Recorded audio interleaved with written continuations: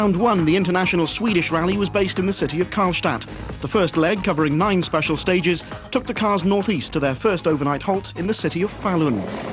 Leading the cars away was the Subaru Impreza of last year's winner, Kenneth Eriksson. Lite krön, 130. Break, höger 1. This was Eriksson's first rally for his new team, and despite setting some fairly quick times, his Subaru was taking a little getting used to. Carlos Sainz, on the other hand, was surprising everyone with his speed. His new car, the Ford Escort, hadn't been expected to challenge the Subarus and Mitsubishis in Sweden. Sainz himself expressing caution at the start. A rally which I don't have a lot of experience. Last year we did, I think, 9 stages, something like that. And when everything is new and on top of that you have not much experience, makes things a little bit more difficult. Sainz, though, was on the pace right from the start. The Ford team were delighted, knowing that their development work during the winter had paid off. The Scandinavian spectators, whatever their vantage points, weren't disappointed either. The early leader, as many had predicted, was the Mitsubishi Lancer of Tommi Mäkinen. Biggest improve has happened with the tires. I think it works very well, and we have a full confidence. For the reigning world champion, the day began well. McRae's finished second here in the past, but knows he's got a lot of very strong competition for the 96 title. 6 crest into 6 crest, 100, 6 left. 250. It's going to vary through the year, I think. Certainly in this rally, Kenneth, Tommi Mäkinen, Juha Kankinen.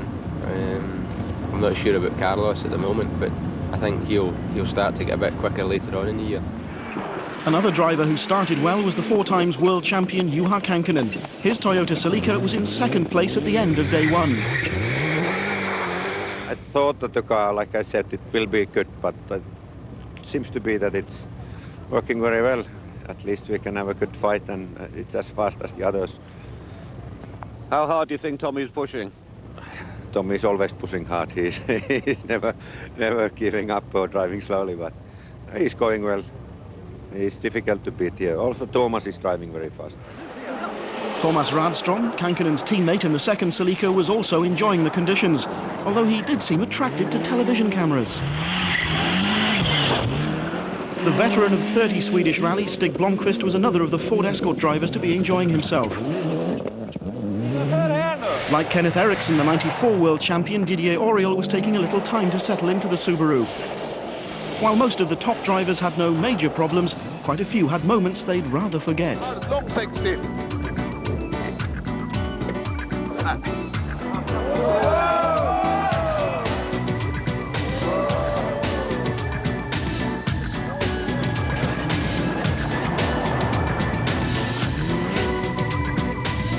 Francois Delacour was one of a handful of drivers to have any real problems. A power steering failure was followed by a blown turbo, which cost over 4.5 minutes. Ari Vatanen's problems were all inside the car. His heater wouldn't work on the first morning, so he had to shiver his way through 3 stages. Day 1 also had a glimpse into rallying's future, the indoor service halt at Borlänge. The Subaru team weren't paying much attention to their comfortable surroundings, though. Team director David Richards' face showed the concern felt by the whole team. The Pirelli tyres were losing their grip on the icy road surfaces.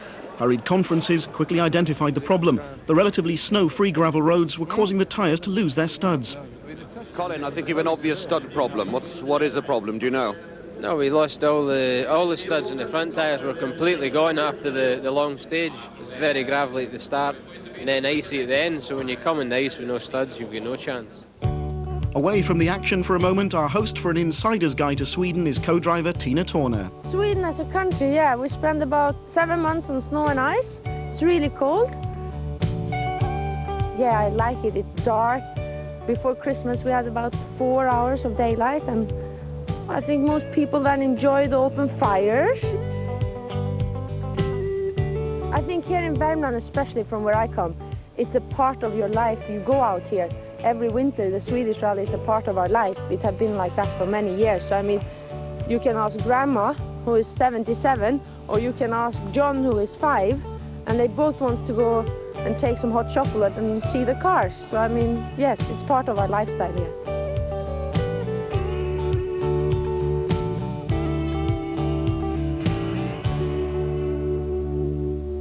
Day 2's 13 stages would take the crews from Falun back to Karlstad in conditions which would make most people stay at home.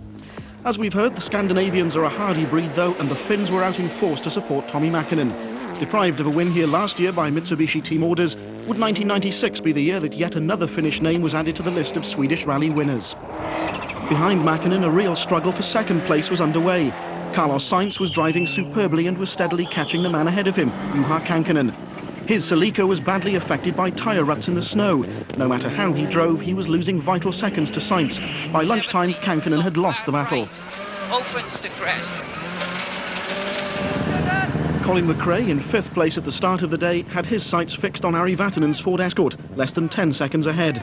His tyre stud problems now all but forgotten, McRae drove superbly on all but one of the day's 13 stages, and off into a snowbank, which cost around 20 seconds, was the only hiccup.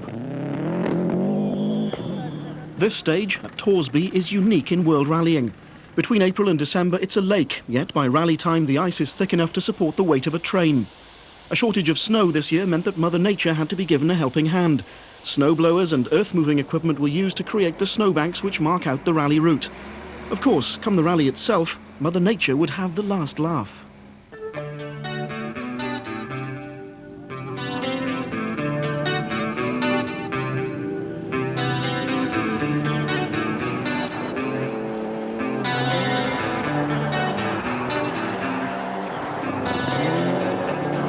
Tell me about this famous Torsby Lake stage. Why is it so popular with drivers and spectators? I don't know. I'm the first time I'm doing that. And it's quite a lot of people. It's good fun. You can see from long distance, and I think it's nice.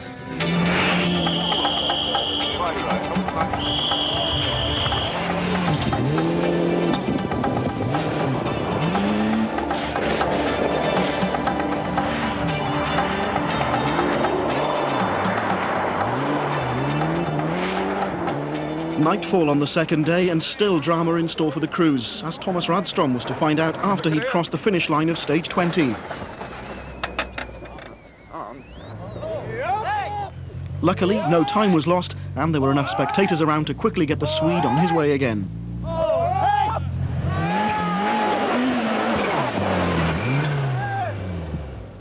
The third and final day saw a loop of 5 stages which would bring the cars back to Karlstad for an afternoon finish. The day began disastrously for Kankkunen. 40 seconds ahead of 4th-placed Colin McRae at the start of the final leg, the Toyota left the road briefly on the first stage of the day, costing precious seconds. That allowed the Subaru Impreza of McRae to climb to within 7 seconds of Kankkunen, and the Scotsman was flying. On the same stage, the 23rd of the rally, McRae took 12 seconds off Mäkinen, the rally leader, and realised that 3rd place was his for the taking. Mäkinen, running first on the road, knew that he'd be clearing a path through the fresh snow for the others. Any slight driving error on his part would allow Sainz to take the lead.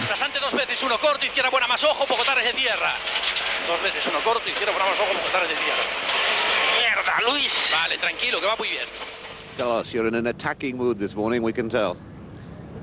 Yes, we are trying, but now it's only 2 stages.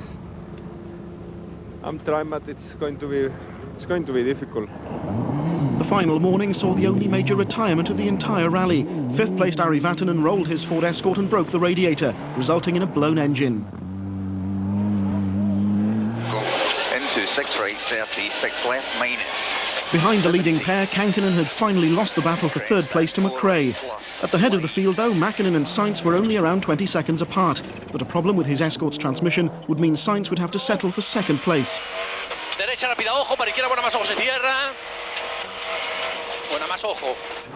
Mitsubishi Lancer of Tommi Mäkinen, who'd driven superbly over the 3 days, was left to win the 1996 International Swedish Rally. For Mitsubishi, this was their 2nd successive victory in Sweden. For Mäkinen, his 2nd win on a World Championship rally. At the finish back in Karlstad, there were some delighted faces. Tommy, many, many congratulations. An absolutely superb drive. Thank you, thank you. Feels very, very great. I'm very happy. I'm very pleased with the car, very pleased with the team.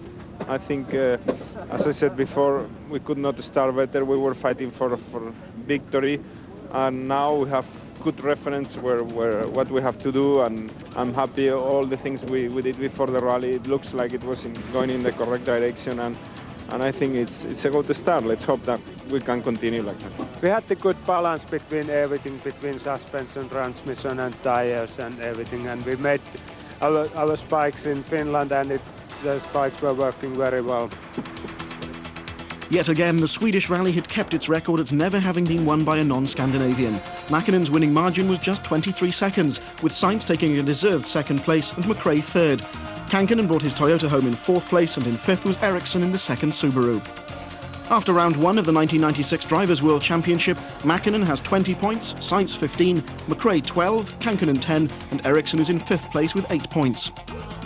Mäkinen's win, together with the Group N car of Kenneth Bäcklund winning the showroom class, gives Mitsubishi 47 points, and they lead the Manufacturers' Championship from Subaru, who have 43 points, and Ford on 40.